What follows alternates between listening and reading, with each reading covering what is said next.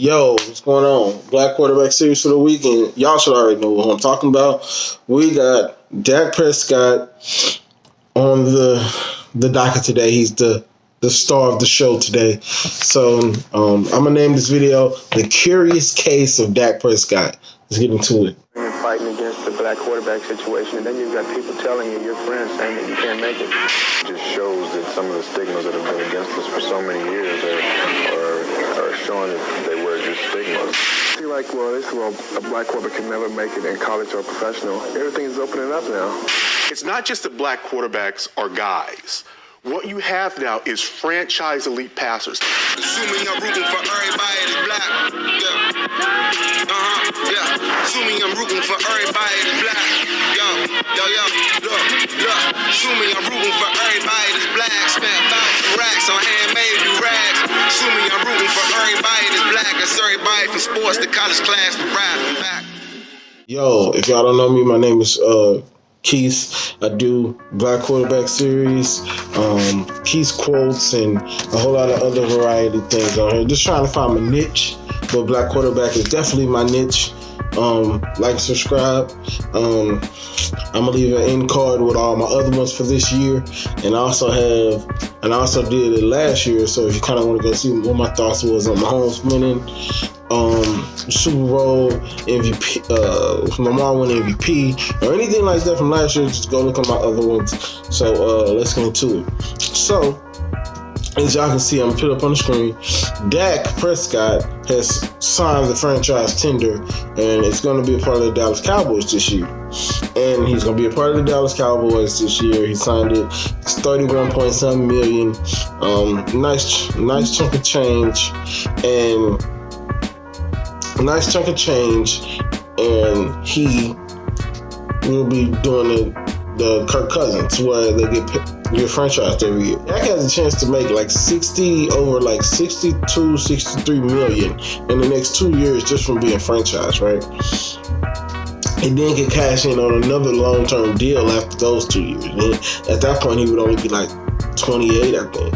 So I wanted to chronicle Dak's career up until this point, and then tell y'all my thoughts, or really not even my thoughts, I'm just gonna lay out everything out on the table and see what y'all have to say about it. So you can kind of see this as an impromptu what happened to Dak, or something like that. So let's get into it. So we got Dak drafted in the 4th round. He goes to Dallas. So Dallas at this time had Dez, Tony Romo. Dez just really came off the DeMarco Murray years a couple years ago, and they're being Dallas. So if I'm not mistaken, Romo gets hurt in preseason doing Romo things, right? And so Romo gets hurt in preseason, if I'm not mistaken. The preseason was really early on in the year. And so Dak comes in. Zeke is the rookie. They came in together. So Zeke is also the rookie. They run a rough shot over the league. And Tony Romo never gets his job back, and ends up retiring and going to the booth and becoming probably a better commentator than he was a football player. Tony Romo's great. But let's backtrack. So Dak's rookie year, he threw for 3,667 yards, 23 touchdowns, 4 interceptions, 104.9 passer rating. Excellent, right? But you have to remember, everything was predicated off the running game. So they're 13-3. Like I said, he came in for Romo, and they lost in the divisional round 34-31 to Aaron Rodgers. He played decently. Threw for 302 yards, 3 touchdowns, 1 interception. So that season, this rookie season, he went further than anybody thought they was going to go. Dak and Zeke are the next big thing in Dallas, and that's what we think up to that point. But then we have 2014, and that's where stuff starts to get a little crazy.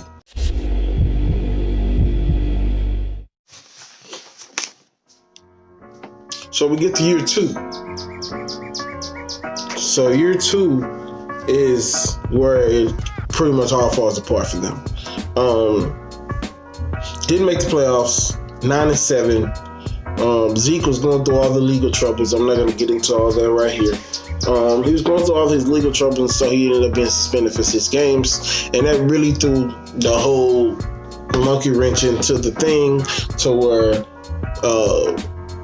Dak wasn't as efficient because he couldn't play off the run. So he couldn't play off the run. So teams were just forcing Dak to beat them even still. And he couldn't do it. And his numbers reflect that. 3,324 yards, 22 touchdowns, 13 interceptions, 86.6 passer rate. A steep decline from what that 104.9 that he had. And the season just was always up and down. Like I said, Dak couldn't get it done, and there was really nothing to talk about. And so we got 2018 season. Everybody's back together. People are healthy and all this other stuff. It's just everything meshed again. He got Zeke back. If I'm not mistaken, this is the year that started off 1-5 and then ran off like 8-9 straight. And his numbers reflect Zeke being back. Threw for 3,885 yards, 22 touchdowns, 8 picks, 96.9 passer rate. See, when Zeke's there, he plays well. When Zeke's not there, he has 13 interceptions in the season. So they went 10-6. They beat Russell Wilson in the playoffs. Really good game. But again, his play was predicated off running the ball. And I realized this when I'm watching the film getting ready for this video. He has great games when Zeke runs the ball like crazy. This game, Zeke rushed for over 130 yards. He rushed big plays down the stretch with his legs. But in passing, he went 22 for 33, 226 yards, a touchdown and an interception. Nothing to oh my God, but nothing to sneeze at. He was a good game manager. He did what he had to do to win. So they come up against the Rams. This is the year the Rams went to the Super Bowl. Obviously they lost to the Rams in the divisional round. And the offense was just awful. They would get there and they couldn't get over the hump, and they couldn't get over the hump because Dak couldn't make the passes to get them over the hump. If Dak would have made the passes to get them over the hump, then they could have won this game, because this game was well in hand for them to win. It was well there for them to grab the game, by the ball, so to speak. So they could have won that game. There's no reason they couldn't have won that game. And you know why they didn't win that game? They didn't win that game because Zeke only rushed for 47 yards that game. It's not less than that. And there's a trend here. That the best at this time, best offensive line in the league, top 5, top 2, 3 back in the league, and an average quarterback, and they couldn't get it done. And I think they might have had Dez still at this time, which I don't think they did. Couldn't get over the hump. His numbers: 20 for 32, 226 yards and a touchdown. Now they look pedestrian. They look decent, but they're not really decent as the numbers look, because you watch the tape and you can see the Cowboys' offense virtually had no effect on this game whatsoever. And all they had to do was get a couple more first downs, and this whole game could have been switched around. It could have been much different. So there's that. When it comes to that one. Let's move on to this season. Last season. So he starts off, I don't even really need the paper for this one, but he starts off 3-0. He looks real good against 3 of the worst teams in the league. And for the year, he went 4,000 yards, 4,902, 30 touchdowns, 11 picks, 99.7 passer rating. So you can see this one is kind of one of the most medium seasons. But you see, Dak has a lot of great passing yards seasons when Zeke is in the lineup. But when Zeke is not in the lineup, he has 13 picks. And then this year, they tried to move the offense more to Dak, and he threw 11 picks, which is what he did in 2017 almost, when it was all Dak. He threw 13 interceptions. So I'm just trying to show y'all the differences, the blah blah blah of everything. So this season they didn't make the playoffs. It was absolute train wreck. All they had to do was win like 2 of their last 3 games down the stretch and beat Philly to make the playoffs, because that division was awful. And they couldn't even do that. They ended up losing. And at the beginning of this season, there was contract disputes with Dak. I think Dak had contract disputes at the beginning of the season too, but I know there was some with Zeke. So, with all this information I gave you, his whole career track record, his bio, everything he's done in the NFL that I just told y'all. Is he worth $40 million? I don't think so. But the market bears that he's worth $40 million. And his price is going to be even higher that Mahomes and Deshaun are up next.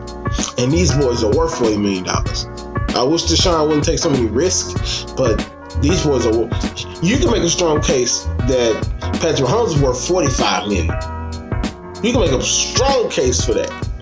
And I'm sure they're going to give, Kansas City's going to give him a blank check. And he's probably, I can see Patrick Mahomes taking 39, 38 a year, If he can get the contract guaranteed, probably take a haircut, probably take 39 mil. I mean, you won a Super Bowl. You're not in the same position as Dak is, because Dak just wants his money. And he doesn't have all the, I don't even want to get into he got an endorsement, so he should take pay cut. But, because neither one have anything to do with the other. Dak is in a more position to want his money, but Patrick Mahomes is the one who's actually going to get his money. So we shall see. But like I said, Dak took the franchise tag, which I was against all year, because what if he gets hurt? He's never going to get that money back. He's going to do the Isaiah Thomas. The small Isaiah Thomas. When Isaiah Thomas got hurt and he was supposed to get $30 million a year, and he didn't even get $30 million a year because he even got hurt, and then he ended up bouncing around the league. So you can either be a Kirk Cousins, or you can be the 5'9" Isaiah Thomas. Which only Dak can choose which one he's going to be. And I think he's going to be more Kirk Cousins, because I don't see Dak getting hurt. I don't think in any of these scenarios, when I looked them up, Dak never got hurt. And I will give him that. He's always available. So availability, I forgot what Shannon said, but availability is a big thing. So like I said, I'm not going to give y'all really no opinions for real. I just want to lay all the facts out for y'all. This is one of my longer Black Quarterback videos that's not a week review. So, question. With all this being said, is Dak worth $40 million? Like he's going to ask for in the market? I think we all know the answer for that. But the way the Cowboys have it set up, he might get that. Because he's going to be a free agent with some elite guys next year. So that's pretty much all I got for y'all. Like, subscribe if y'all have more. Like I said, I'm going to leave an end card to all my other quarterback series videos. Stay tuned. I love y'all. Have a good rest of the day. Stay cool, but not too cool.